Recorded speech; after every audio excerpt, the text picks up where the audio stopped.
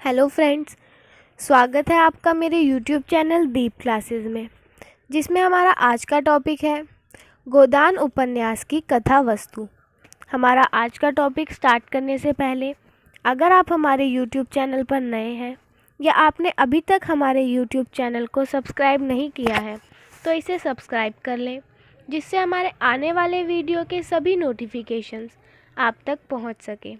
चलिए अब हम अपना टॉपिक स्टार्ट करते हैं।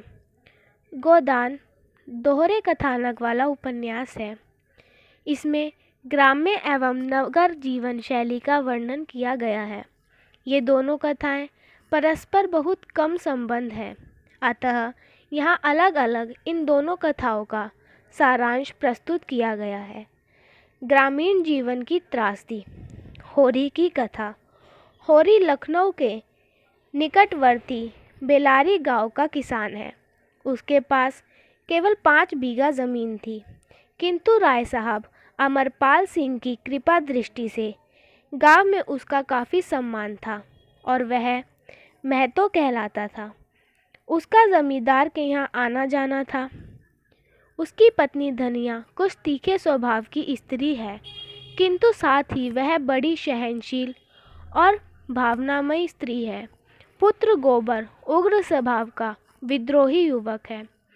होरी की 2 पुत्रियां भी हैं, सोना और रूपा, जिनकी आयु लगभग 12 और 8 साल की है। एक दिन वह राय साहब से मिलने जा रहा था तो उसकी भेंट भोला अहीर से हुई, जो गाय चराने वाला था। गायों को देखकर होरी के मन में गाय खरीदने का चिर संचित अभिलाषा जाग उठी। बातों ही बातों में उसने जान लिया कि भोला पत्नी के मरने के बाद अब दूसरी शादी करना चाहता है। होरी ने उसकी सगाई करने का आश्वासन दिया और साथ ही गाय खरीदने की इच्छा भी प्रकट की। भोला उसे गाय देने को तैयार हो गया, किंतु जब उसे मालूम हुआ कि भोला भूसा क्रय न कर पाने के कारण गाय बेच रहा है तो उसका विचार बदल गया। उसने भोला से भूसा ले जाने को कहा और राय साहब से मिलने चला गया। होरी जब राय साहब के घर से वापस लौटा तो कुछ ही क्षणों में भोला भी भूसा लेने आ पहुंचा। उसे 3 खांचे भूसा देकर होरी ने विदा किया और गोबर के साथ पहुंचाने भी गया। लौटते समय आधे रास्ते तक जुनिया उसे छोड़ने आई। उनका पारस्परिक प्रेम गहरा होता जा रहा था। इधर गाय की प्रतीक्षा में होरी, धनिया, सोना और रूपा सभी प्रसन्न थे। होरी ने अपने भाइयों के साझे के बांस बेचकर कुछ रुपए बचाने का असफल प्रयास किया। होरी के घर गाय आ गई है। होरी का परिवार फूला नहीं समा रहा, विशेषकर होरी, क्योंकि उसकी तो आज चिर संचित अभिलाषा पूर्ण हुई है। गाय बहुत सुंदर और अच्छी है।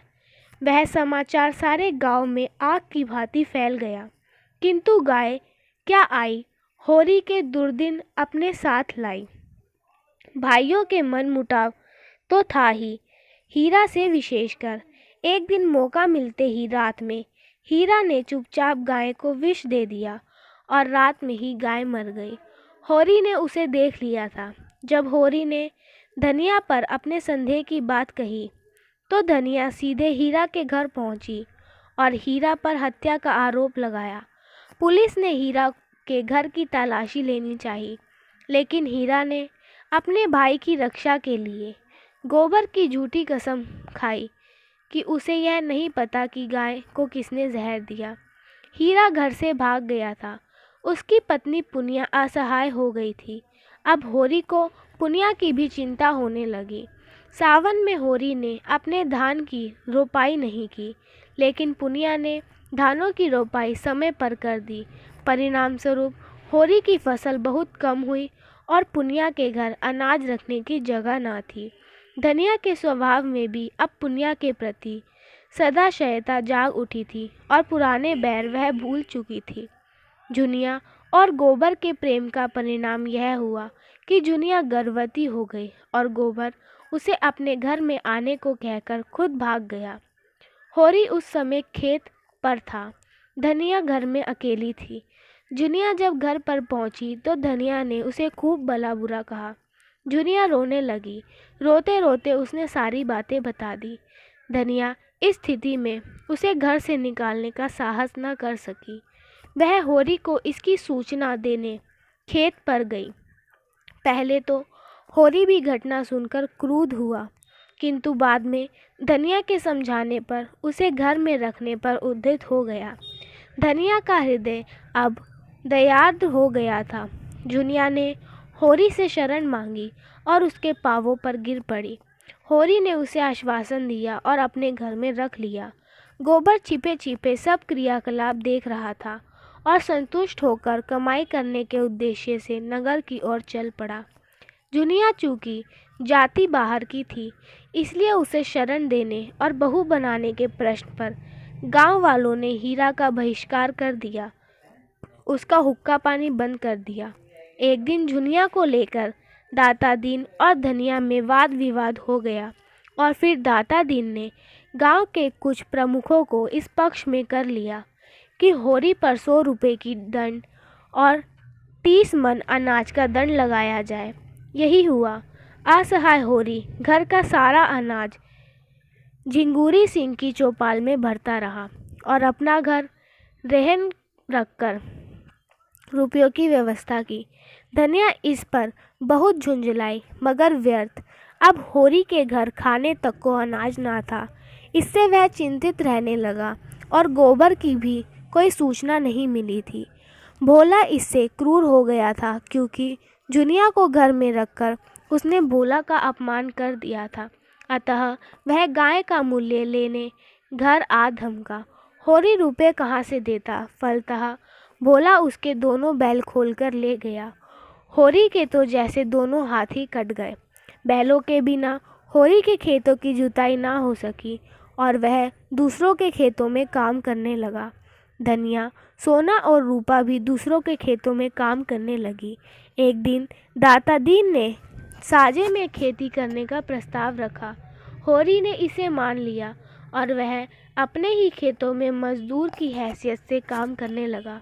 होरी सोचता था कि ईख बेचकर वह बैल ले लेगा, किंतु साहूकार महाजन ईख के सारे रुपए ले लेते थे।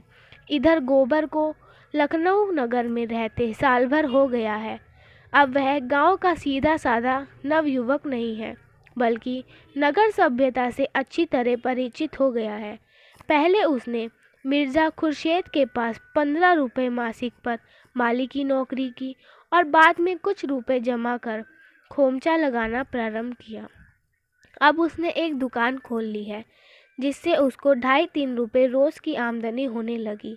इन 11 महीनों की 200 कमाई लेकर वह जुनिया को लाने चल पड़ा। एक दिन होरी खेत में ईख काट रहा था कि दाता दीन ने उसकी पत्नी धनिया को फटकारा। इसका प्रभाव यह हुआ कि काम करते करते अचानक होरी अचेत हो गया। धनिया अपने पति की यह दशा देखकर व्याकुल हो उठी और उसकी सेवा में लग गई। इसी समय गोबर भी आ पहुंचा। सब लोग बड़े प्रसन्न हुए।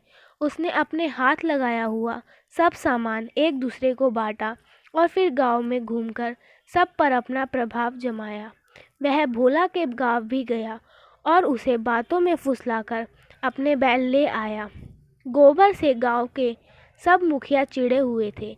दाता दीन ने उसने साफ कह दिया कि होरी अब किसी का काम नहीं करेगा। दाता दीन ने अपने रुपए मांगे तो गोबर ने सरकारी ब्याज के हिसाब से रुपए देने कहे, किंतु होरी को लगा कि यह अधर्म है। दोनों बाप बेटे में मन मुटाव हुआ और वह जुनिया तथा छोटे पुत्र को लेकर लखनऊ लौट गया। गोबर के चले जाने के बाद होरी का घर सूना हो गया। उधर गांव में दाता दीन के पुत्र माता दीन ने सिलिया चमारिन को रखेल के रूप में रख लिया। एक दिन माता दीन, सिलिया, दाता दीन और होरी आदि खेत में अनाज ओसार रहे थे। तभी सिलिया के माँ बाप और दोनों भाई अपनी बिरादरी के साथ वहां पहुंचे। उन्होंने माता दीन का जनेऊ तोड़ दिया और उसके मुंह पर हड्डी डाल दी। सिलिया को वह लोग ले जाना चाहते थे, किंतु बहुत मार खाने पर भी वह उनके साथ नहीं गई। इससे मतादीन के धर्मभ्रष्ट होने की बात सारे गांव में फैल गई। दातादीन ने मतादीन को समझाया कि वह सिलिया को छोड़ दे, बाकी वह सब ठीक कर लेंगे। मतादीन ने सिलिया को भला बुरा कहा तो विवश होकर सिलिया होरी की शरण में आई और उसी के यहाँ रहने लगी। अब होरी को अपनी लड़की सोना के ब्याह की चिंता होने लगी, क्योंकि गांव के मनचले लड़के उसका पीछा करने लगे थे। होरी के सोनारी गांव में एक धनी किसान गोरी महतो के लड़के मथुरा से सोना का विवाह करना निश्चित किया। सोना और सिलिया के प्रयास से दहेज की भी समस्या नहीं रही। इस प्रकार बिना किसी कठिनाई के सोना का विवाह संपन्न हो गया। भोला ने दूसरा विवाह कर लिया था, किंतु इससे उसके घर में झगड़ा इतना बढ़ गया कि बेटों ने उसे पीटकर घर से निकाल दिया। भोला और उसकी पत्नी नोहरी ने नोखेराम के यहाँ शरण ली। नोखेराम ने नोहरी पर अपना अधिकार कर लिया। भोला इतना दुर्बल हृदय का था कि ना वहाँ रह सकता था ना कहीं जा सकता था। फलतः वह नौकर की भांति वहाँ रहने लगा। इधर पटेशवारी की चाल में आकर मगरू शाह ने होरी पर डिग्री कर दी और उसका ईख नीलाम हो गया। गोबर जब लखनऊ पहुंचा तो उसने देखा कि जहाँ पर वह खोमचा लगाता था वहाँ पर किसी दूसरे ने अधिकार कर लिया है। विवश होकर उसने खन्ना की चीनी मिल में नौकरी कर ली। दुनिया से भी वह विरक्त सा रहने लगा। दोनों का मनमुटाव इतना बढ़ गया कि गोबर ने एक दिन उसे पीट भी दिया। गोबर शराब भी पीने लगा था। बच्चे की उचित देखभाल ना करने के कारण वह एक दिन मर गया। उधर खन्ना की मिल में मजदूरों ने वेतन के प्रश्न पर हड़ताल कर ली। दंगे में गोबर बुरी तरह मार खा बैठा। उसे अस्पताल पहुंचाया गया। उसकी इस शोचनीय दशा को देखकर जुनिया द्रवित हो उठी। गोबर अचेत पड़ा था। उस समय जुनिया ने अपने प्राणों से भी बढ़कर उसकी सेवा की। इधर उसे बच्चा भी हो गया। चुहिया नाम की एक पड़ोसन ने उस बच्चे की बड़ी देखरेख की। तभी एक दिन जब गोबर काम की तलाश में था, उसे मालती मिल गई। उसने गोबर को अपने घर में माली के रूप में रख लिया। जुनिया भी वहीं रहने लगी। इन्हीं दिनों गोबर के बच्चे को चेचक निकल आई। मालती के प्रयासों से बच्चा जल्दी ठीक हो गया। सिलिया ने एक बच्चे को जन्म दिया तो मतादीन उसके निष्कट प्रेम से प्रभावित होकर एक दिन होरी को उसके लिए 2 रुपए दे आया। सिलिया रुपए और मतादीन का प्यार पाकर इतनी प्रसन्न हुई कि उसी रात सोना से मिलने नदी पार उसके गांव पहुंच गई।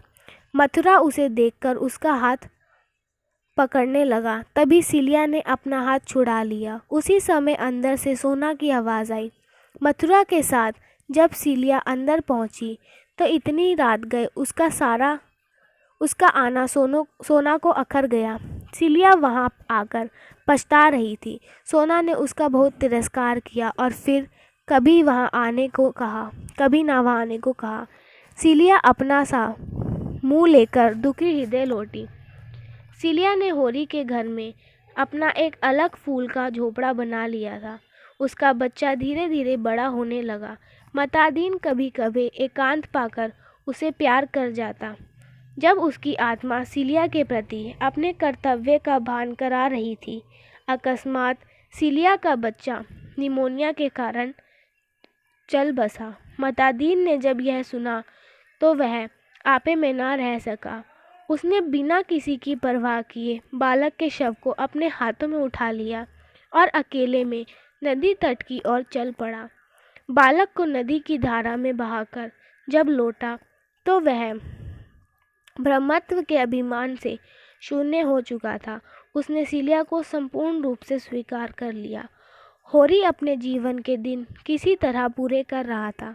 जीवन में अनेक संकट सहे, बदनामी सही, भूखे रहे, केवल इसलिए कि उसकी परंपरागत कुछ बीघे जमीन बच जाए।